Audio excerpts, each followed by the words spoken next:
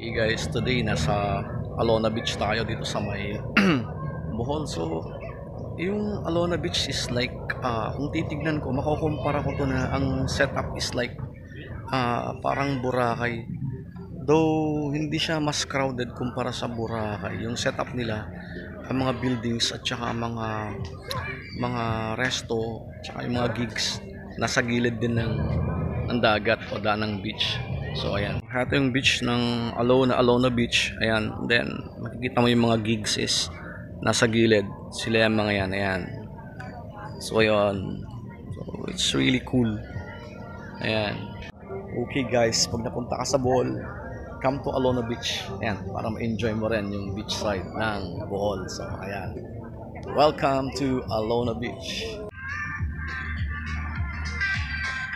Okay guys, so nandito tayo sa Alona Beach today. So makikita nyo ito yung coastline. Parang sabi ko nga, it's like Boracay yun. Ang establishment, tsaka mga gigs nandyan. So puno ng ilaw yan paggabi. So actually they came to have this name Alona according to dun sa sa tour na nasakyan namin, si Kuya Ryan, is before nung bata pa tayo, kung naalala nyo yung ads ng advertisement ng White Castle, si Alona Alegre, sa kanya kinuha yung name ng beach na to, and now it became famous. So makikita mo, it's like the setup is like on Boracay. So ayan, so makikita mo yung sand nila. I don't know if this one is original or maybe it's like a dolomite din, kaya puti siya, kaya malinis.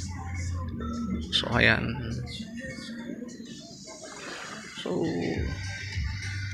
it's really good also to experience coming here pag nagpunta ka rito sa Bohol. Hindi lang yung mga island tours o kaya mga tawag dito, mga adventure tours ang pupuntahan mo. Meron din dito mga gigs paggabi at nakakatuwa. That's why it's also very famous sa kanyang tourist attractions. So ayan, maganda.